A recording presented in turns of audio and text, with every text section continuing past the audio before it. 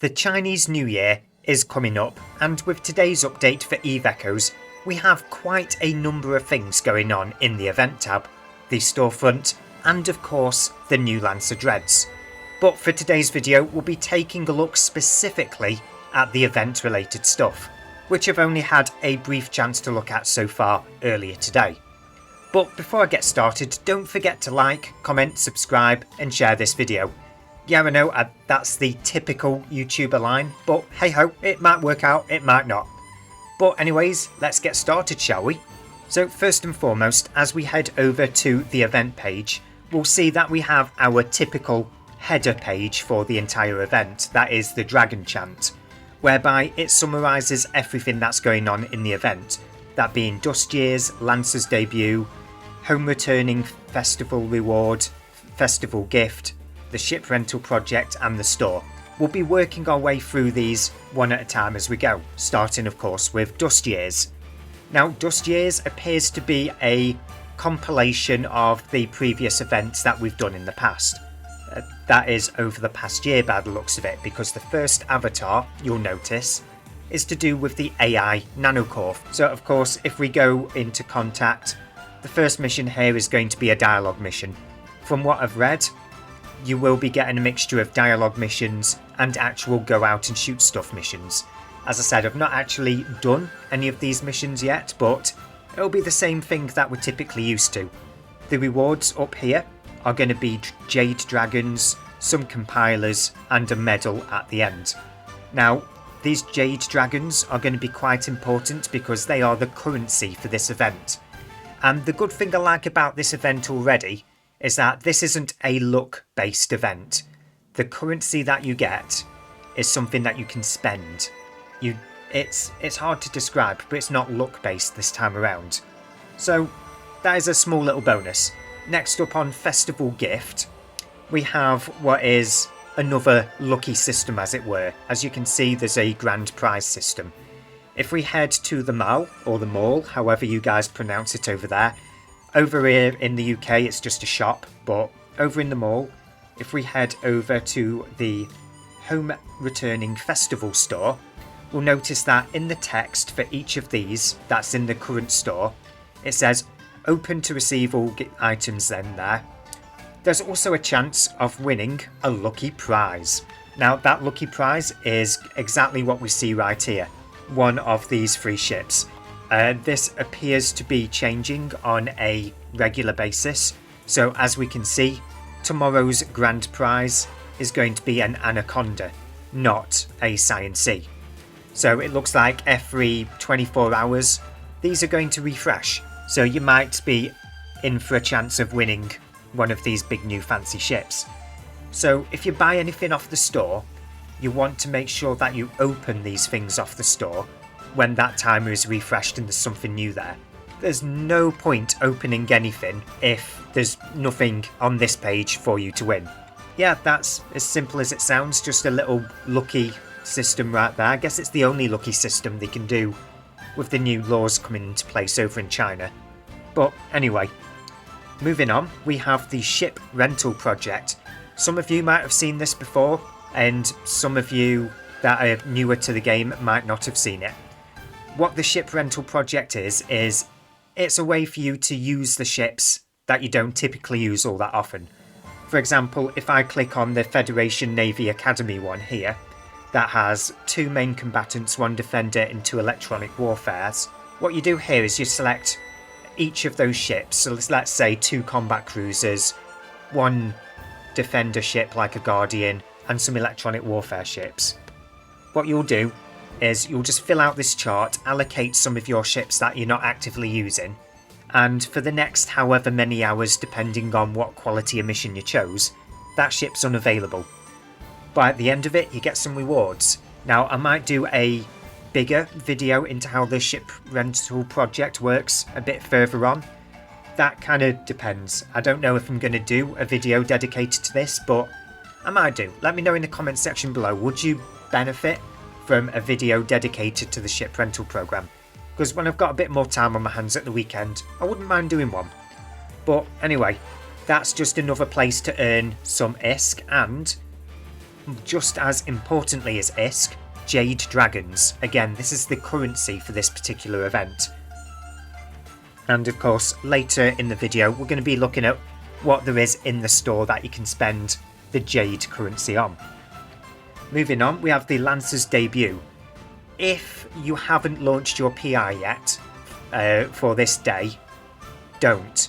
Wait until you've gone into the mission system here and of course selected your mine PI materials. On one of my ults, this always catches me off guard, sometimes on hail instead of the ults. But in my case, all I'm going to do is select the PI. As you can see, this is the same as your typical battle pass in game, the Concord Pass. The only difference is you can't tell it to save your missions rolling from week after week. So we've just got to bear that in mind. At the start of every week, you've got to hit this button. I say the start of every week. Technically, the start of every week with this is going to be a Thursday, which kind of gets a little bit annoying. But hey ho, I am not going to press this button any longer. I'll come back to this after I finish the video. I don't think you guys want to watch me just clicking my way all the way through the video trying to get the perfect missions. But let's have a look at the rewards, shall we? So as I skim through, I'll just show you the rewards ever so quickly. I mean, you guys can check this in-game if you want, but to summarise, because I wrote this down, the Lancer debut battle pass, whatever you want to call it, if you want to unlock the bottom row, it's 399 Aurum. In there, you've got some frigate boxes. That's 2 of specifically. That's the ones with the Navy issue frigates, like the Rifter Fleet issue. Yeah, that's that.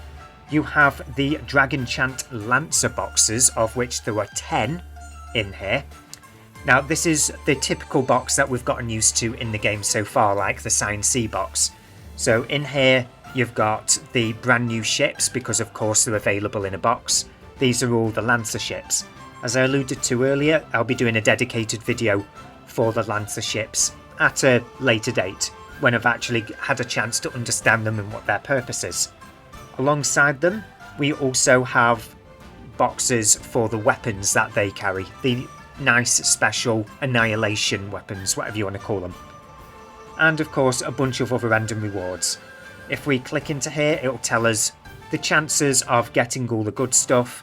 Of course, the Dreadnought option supply box is 0.05%. The odds are you're not going to get that. A couple of you might get lucky and get this, but you probably won't. You've also got the possibly extra loot. This appears to be referring to what was on that previous event page, with the Rattlesnake, the Lif and the Sci-Fi. Again, those are extremely low, but seem to be a little bit higher chance than the actual Dreadnought itself. And if we scroll down to the bottom, as usual, we've got the usual dialogue. Open up to 30 times to grant you one item, open up to 60 times to grant you the other. In this case, 30 times gives you the weapon, 60 times gives you the option box for the brand new Dreadnought itself. So yeah, as I said, 60 if you want the Dreadnought. You can get 10 of the boxes from this page alone. The remainder you have to buy for Aurum, or AUR, however you like to word it, from the actual store itself, as we'll be returning to eventually. Moving on, we have the Festival reward page. This is your Plex rebate. The more Plex, the more Aurum you purchase, the more Plex that you get at the end of this event. It's as simple as that. For the most part, you and I won't be benefiting all that much from this. It's more of a whale incentive, this particular page. Moving on, of course, we have cumulative top-up. Now, at the point of recording this video, there doesn't seem to be the usual event that comes alongside this. I'm hoping it drops sometime tomorrow. Again, this is just the usual thing. Buy some Aurum and you automatically get these rewards. What I am expecting is the other event to drop alongside this in the coming hours, whereby you get free skill points. So time will tell on that one. I'm not holding off 12 hours on recording this video just to see if that extra event page actually materialises. So moving on to the end of the event page, we have the return ceremony fireworks show. Here we've got the typical bonus to insurance orders being placed on the market. the reduced market taxes in Amar and Jita, whereby the broker's fee is reduced by 3% and the transaction tax reduced by 7%. And of course, for those of you that enjoy launching and collecting PI and all of the hauling that comes with it, plus 50% mining yield speeds for PI. So that's going to be a lot more launching and a lot more hauling of PI. I guess the people complaining about bottlenecks at the moment in industry will be quite happy that we're getting all that much more PI.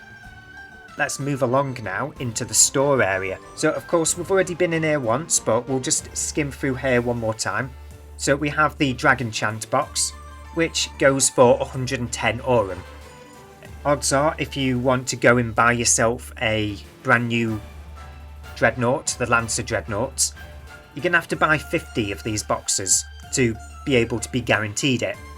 But you can buy it up to 240 times, so you could actually get a fair few of those boxes, actually, come to think of it. I wonder, is anybody out there going to buy this 240 times? I don't really have a sense of scale here. I don't know what kind of money the whale players tend to spend. So if you happen to be a whale, let me know in the comment section below. Would you actually buy this 240 times? I'm genuinely curious here. I'm just really curious about this one. Now, moving on to the Home Returning Festival store. This is where we get all of the promotional, limited and brand new time-sensitive event purchases. Again, I specifically said promotional, limited and new because every single one of these items has those words. Just to drive it all home. You know, it's kind of spread out across the items, but you get what I'm saying. So again, each of these, you get the chance of winning a lucky prize and you've got guaranteed items. Each and every one of them has got the Jade Dragons in there for that extra spending currency. So again, if you want nano core materials, you've got one. If you want AI core materials, you've got one. One for general units, one for integrated modules. Yeah, the list goes on. Even one for gravitational wave graphs, as we can see here. So yeah, those are things we can just outright purchase. Now, I really like the idea of being able to outright purchase. I really hate it when things are locked behind a luck system. So knowing what you're buying is always a bonus in my eyes. And I don't know what I'm going to buy yet, but I'll probably spend a few quid on something in here just to give NetEase the thumbs up and say thank you. Thank you for not putting it behind a gambling system, because I will never buy something that's locked behind a gambling system. But moving on, if we head into the exchange store where we get to exchange our points that we earn in game and head over to Redeem Jade Dragon, we can see everything here that we can purchase with these Jade Dragons. So of course, if you don't do all that much in the game, you don't spend any money whatsoever, odds are you can still get the Dragon Chant option box for frigates. So let's have a look at this one box first and foremost, shall we? So here it appears to be for stealth bombers exclusively, which is a little bit of a shame. But what does the nanocore itself actually do? This is where I need to actually figure out which button to press. So we've got the Dragon Roar ability. That might be deserving of its own video when I actually get my hands on the box and I can actually see what the Dragon Roar ability on the nanocore actually does. But again, we also have option boxes for cruisers. Let's have a look at what specific cruisers. So here we are looking at the faction cruisers, including the newer faction cruisers such as the Chameleon. So good thing there that they've included the newer faction cruisers. Of course, we have the battleships. Let's have a look. Faction battleships, including an Orca. Okay, so if you have an Orca, this could be an opportunity to get yourself a nanocore for them, because I believe they're not all that common, are they? And of course, at the very end, at 275,000, we have our typical nanocore for capital ships. This seems to include everything, including the new Lancer battleships. Battleships? Where did I always get capital ships and battleships mixed up for some reason in my head. But anyway, Here we go. Every ship under the sun, including the Science Sea, it appears. Every capital ship. I do not believe that supers are in here, although I honestly can't remember the names of the supers, so anyone can correct me there. And I did notice the Rorqual in there as well. But yeah, as we can see, capital ships, you can get your capital ship nanocores from this particular box. Again, we have option boxes for implants, both for the gold and the purple class, some Lazarus units, and new entry analysis library option box. That's a curious one. What's this one all about? AI core analysis library lightweight ship range. This appears upon a first glance to be a way of boosting your AI nanocore library. Everything I'm seeing here seems to be focused on lightweight ships. That might be because the lightweight ships don't have enough nanocores in circulation to be able to break down and upgrade the library. So it looks like this box is exclusively for lightweight ships to be able to make their nanocores a little bit more relevant when you upgrade them to gold. But anyway, I believe that is everything in this particular event. I don't believe there's anything else I have not covered. One thing that is worth mentioning, going back to that store page, is if you don't do the ship rental program for whatever reason, and all you do is get your Jade Dragons from the mission screen and the Lancer's debut battle pass, so let's assume that's all you get your Jade Dragons from, you can expect about 21,000 Jades. So you can still get the nanocore box for stealth bombers.